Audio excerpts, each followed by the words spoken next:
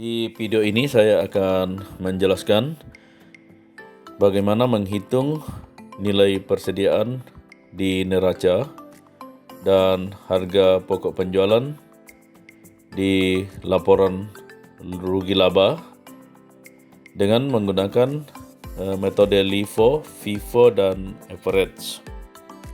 Dikenal ada dua sistem pencatatan persediaan dan HPP.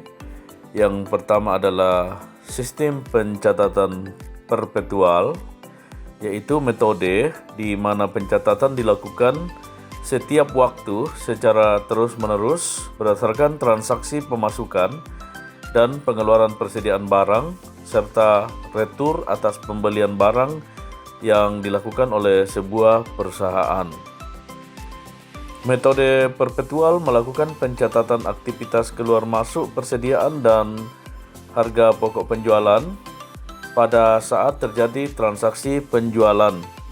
Misalnya, transaksi tanggal 1 Juli 2020, perusahaan membeli persediaan barang dagangan sebesar 8 juta rupiah dengan hutang.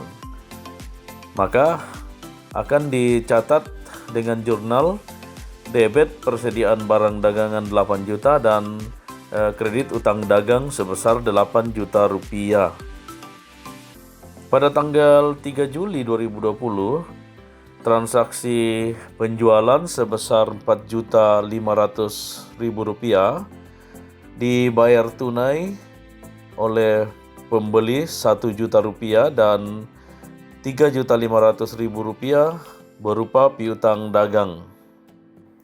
Pada saat terjadi transaksi tersebut, dibuat jurnal sebagai berikut. Penjualan dicatat di akun penjualan sebesar 4.500.000 rupiah.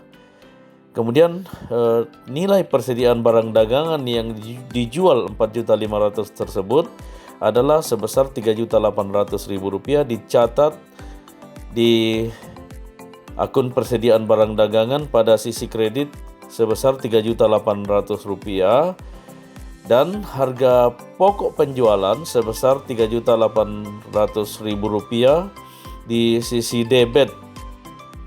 Harga pokok penjualan ini sama dengan nilai persediaan barang dagangan yang terjual.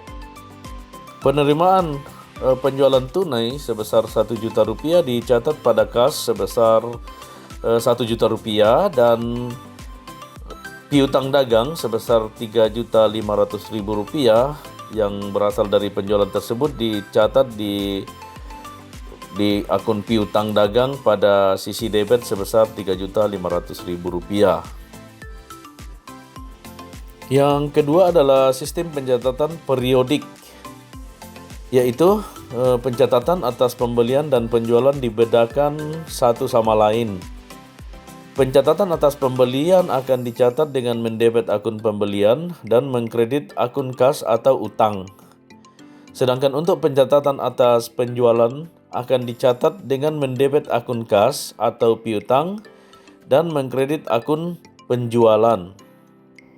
Jadi pada metode atau sistem pencatatan periodik ini, nilai persediaan dan harga pokok penjualan dari barang yang terjual dan persediaan yang tersisa akan dihitung dan dicatat pada akhir periode tertentu.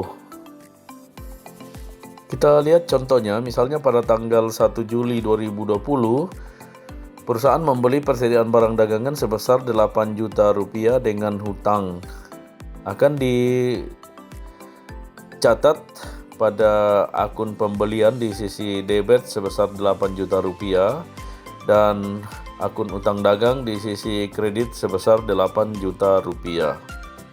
Pada tanggal 3 Juli 2020 terjadi transaksi penjualan sebesar 4.500.000 rupiah, dibayar tunai 1 juta rupiah dan 3.500.000 rupiah berupa piutang dagang. Dibuat jurnal kredit penjualan sebesar 4.500.000 rupiah, debit kas yang penerimaan tunai tadi sebesar 1 juta rupiah dan debit piutang dagang sebesar Rp3.500.000. Jadi pada sistem periodik ini, ketika terjadi transaksi penjualan, harga pokok penjualan dan nilai persediaan yang terjual belum dilakukan pencatatan, tetapi akan dilakukan perhitungan nanti pada akhir periode. Selanjutnya saya akan menjelaskan bagaimana menentukan nilai persediaan dan harga pokok penjualan dengan menggunakan metode FIFO, LIFO, dan average dengan sistem pencatatan periodik. Misalnya, persediaan awal sebanyak 3 unit dengan nilai 100.000 per unit. Kemudian pembelian pertama 6 unit senilai Rp720.000 atau Rp120.000 per unit, dan kemudian perusahaan melakukan pembelian yang kedua 6 unit senilai Rp780.000 atau Rp130.000 per unit, maka barang yang siap jual sebanyak 15 unit dengan nilai Rp1.800.000. Apabila persediaan akhir sebanyak 6 unit, maka barang yang terjual sebanyak 9 unit. Berapa nilai harga pokok penjualan dari barang yang terjual tersebut dan berapa nilai persediaan akhir akan ditentukan dengan menggunakan metode FIFO, LIFO, atau average. Metode mana nanti yang akan dipilih itu yang akan menentukan berapa harga pokok penjualan dan berapa nilai persediaan akhir dari pencatatan persediaan dan HPP pada perusahaan ini. Mari kita lihat metode yang pertama, metode FIFO atau first in first out. Pada metode ini nilai barang yang terjual atau harga pokok penjualan dari persediaan awal atau barang yang paling awal dibeli. Misalnya pada contoh ini harga pokok penjualan dihitung dari persediaan awal sebanyak 3 unit dengan harga Rp100.000 per unit, dan 6 unit berikutnya pada pembelian yang pertama senilai Rp120.000, sehingga total harga pokok penjualan adalah Rp1.020.000. Persediaan akhir sebesar 6 dikali Rp130.000 atau senilai Rp780.000. Jadi persediaan akhir yang dicatat di dalam neraca pada akun persediaan adalah sebesar Rp780.000 dengan metode FIFO ini. Dan harga pokok penjualan yang dicatat pada laporan laba rugi adalah Rp1.020.000. Metode last in first out atau LIFO menghitung nilai barang yang terjual atau harga pokok penjualan dari nilai pembelian barang yang paling terakhir.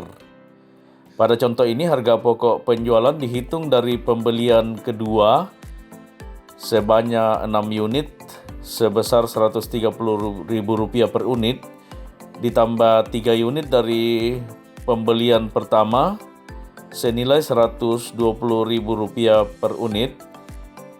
Total harga pokok penjualan sebesar Rp1.140.000. Dan nilai persediaan akhir dihitung dari pembelian pertama 3 unit senilai Rp120.000 per unit, ditambah persediaan awal 3 unit dikali Rp100.000. Jadi total nilai persediaan akhir yang dicatat di dalam neraca adalah sebesar Rp660.000. Metode average menghitung harga rata-rata per unit dari barang siap jual. Di dalam contoh ini adalah Rp1.800.000 dibagi 15 unit. Jadi harga rata-rata per unit sebesar Rp120.000. Jadi harga pokok penjualan dari barang yang terjual sebanyak 9 unit dikali Rp120.000 sama dengan Rp1.080.000. Dan nilai persediaan akhir sebanyak 6 unit dikali Rp120.000 sama dengan Rp720.000. Mari kita lihat perbedaan nilai harga pokok penjualan dan persediaan akhir dari 3 metode pencatatan, metode FIFO, LIFO, dan average.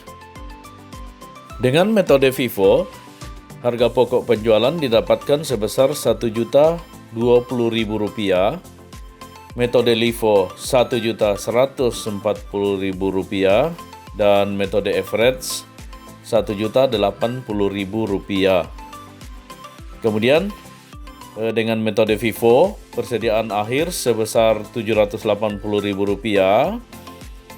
metode LIFO nilai persediaan akhir sebesar Rp660.000, dan metode average nilai persediaan akhir sebesar Rp720.000. Demikian video kita kali ini. Mudah-mudahan bermanfaat bagi Anda semua. Terima kasih. Salam sukses.